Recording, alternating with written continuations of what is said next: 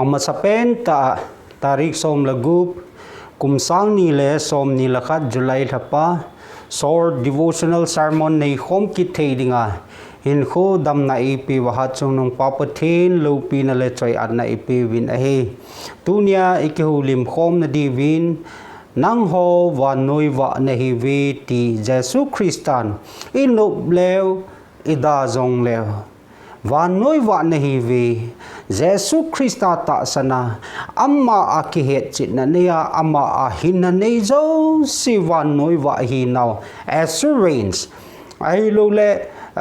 kinam det na api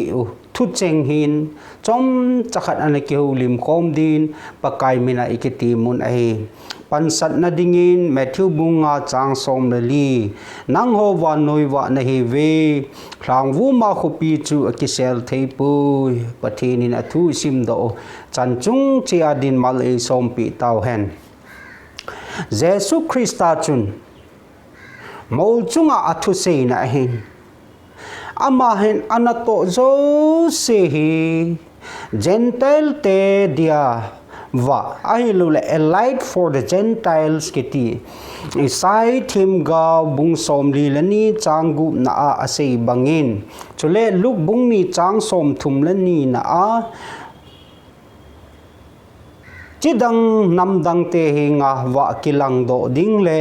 na mi Israel te lo pi na ding chu ti a Jerusalem ho ina anakipuya Simeon tempupan pakai kaminin na mi hu hing na lo pi ta chu amutai ti a chuting le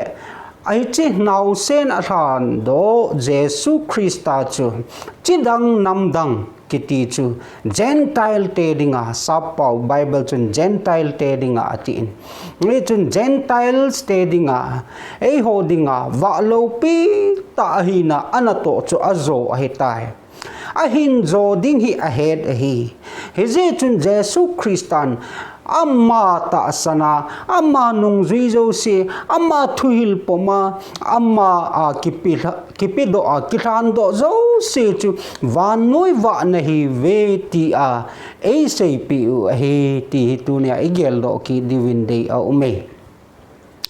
nang ho vanoi va nahi ve vanoi va na to achai zawa ko na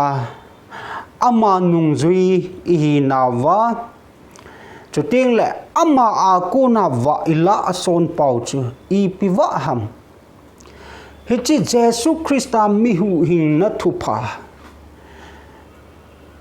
Jesu Christan e dam nau ki pa na thupa Calvary cross a athisana e hu hin nau hichi chu wa kisena ahe hichi wa chu i tabang ham o ata sanjo se Jesu Christa ta sana Calvary cross thisana dam na ta sanjo se chun ako nung ding ahin ko thinung ahin ko lung mona na yin thinung ting le asa gaw hoi lai muna ding ham ti ki het sit na anayin ahi hichi chu wa lo pi wa ki dang chu e hichi wa thinung hil kho thinung ting le hoi lai diu I tabang condition hi diu chu koi man asei thei pui ai wang ei simpau ita sanu izuyu Jesu Christa papathin ama ang lim noya ichol du diu he ti hi kichen ta het do he hiya chu hichi wa lo pi thang samding Jesu Christa ki pa na thupa wa chu pule dinga nang ho wa noi wa nahi vitia e kingan si now thu gol ahilule thu cheng ahe tuni in NIV Bible chu ga asim lew hen English version chun hitin akise neither do people light a lamp and put it under a bowl instead they put it on its stand and it gives light to everyone in the house lamp kitipa wa kitipa hi ei pau Bible chun koi man meiwa awa in lo ahu hum ngai pui kiti he ama wang hi chi original context he Jews mi te hi in neu cha Jesu Christa khang lai koima building flat sa a chenga lo he ama wang ama ho in chen hi neu cha na cheng a hi wi ji chun ama hon lem kiti anawi hi chi lem chu I pi ham atile leingan kung pe neu cha kisima asunga chu olive thau kisunga olive thau chu pat jang khat ki ko hi chu ki de a hi chi akide ting chule in neu cha chu romzo se chu asalwa a hichi wa a chu mi ho a cheng ho chun zan ting le na ato thei e sun jong le hichi chu ki wa he aje chu juice mi te in chen hi window ko bang kot kiti ho he lo a he je chun Exodus bung som ni langa chang som thum le sagi ga velvet kilew ga nung vet kilew hen hi che chun wa kiti ai lu le hi chi thau mei kiti yong chu ana ki ni tabernacle kiti chu dwelling place of God pathin chen na pakai chen na pon bu chun thau mei khom segi asim dingin pakai pathin mosi ana sei pe e thau mei segi na sim ding chule amasang a ong lai salwa dinga thau mei chu tun do ding a hi hallelujah pathin lo pi na chang han pakai chen na pon bu salwa dinga chu thau mei khom segi chu asim ma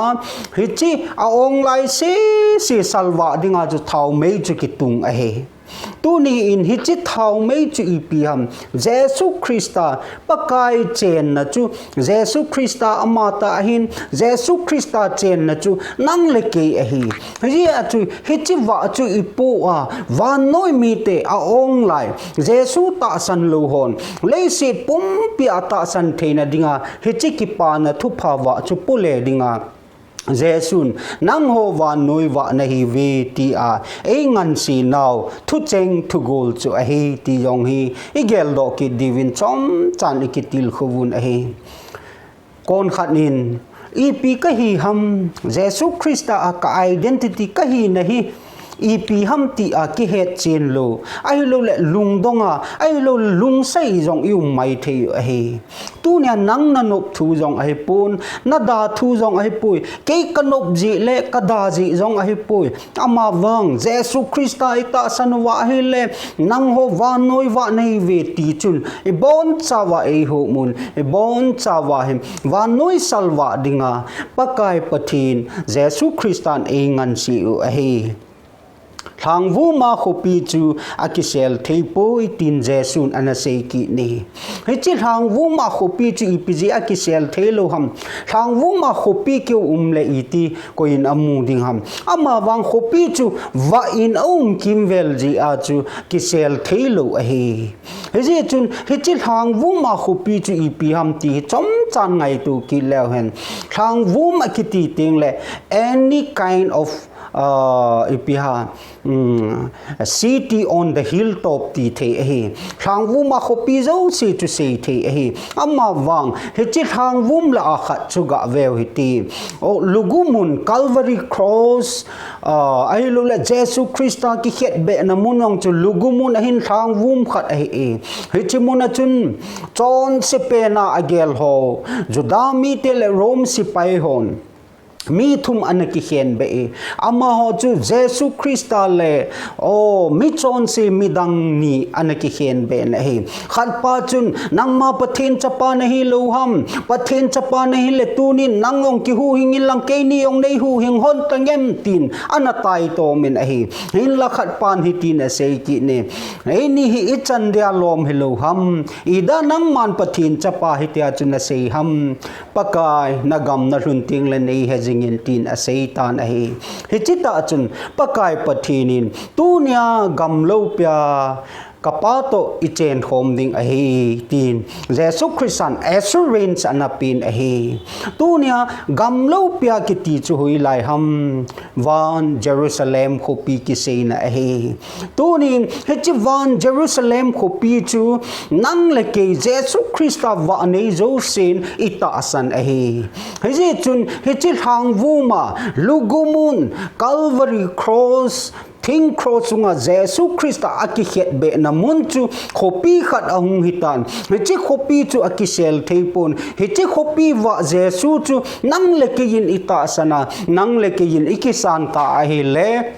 khonunga ichen na ding van Jerusalem tha gamlo pia nang ma to ichen khom ding a hetai ati namun van Jerusalem ko piyong chu nang lekin ton so na ichen na indinga ita san a hi heji a chu Jesu Christan e kha do naw khopi Calvary cross chu ilhang sapmuwa heji mona hu hing na ichan thu chu ilhang sapmuwa khonunga ichen na diu van Jerusalem khopi gal do na hin khumang hiwi hichiki pa na thupa chutunya nang lekin ilhang sabdi ide adezi a Jesu Christan Gentile te dinga hu hing na to chu at azo su a azo zo wa hinang leki wa noi wa na hi ati a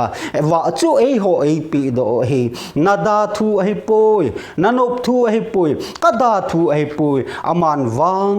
Jesu Christan e ngan si naw e pi do wa noi wa chu hi ve ti hi isu milo divin tuni ni khopa nin ikitil kho kin hi solcha polin hitin na se ye Philippi bung thum chang som ni lakha chuwelew hen ei ho van gammi te hi ve hallelujah pathil lo pi na chang hen no man a hi poi da man a hi poi van gammi te hi ve nang ho van noi wa na hi ve ti ta chu Hizi chun hichi van noi wa hi naw chu sang sam hitin van noi wa hi naw chu mi tam pin amu do a oh van Jerusalem hichi van mi hi naw pa chu leisi na hi ipo do wa mi ten Jesu Christa nung zui hi ti e he do theina diwa hin khu ipui wa e phate ho iman liu hi tu ni khu pha nin Jesu Christan mol chunga athu hil na a ko na ekitil kho naw le ekitim naw a hi je chun wa noi wa hi naw hi pathenin midang chidang namdang tel a aman Jesu Christan anato azo tai nang lekia dingin tunin e hon jong ama a dingin wa hi naw hi wa noi mi te anga podo huti ti short devotional sermon a chom chai kitil kho naw hi pathenin angai la zo si mal e som chi tau hen amen.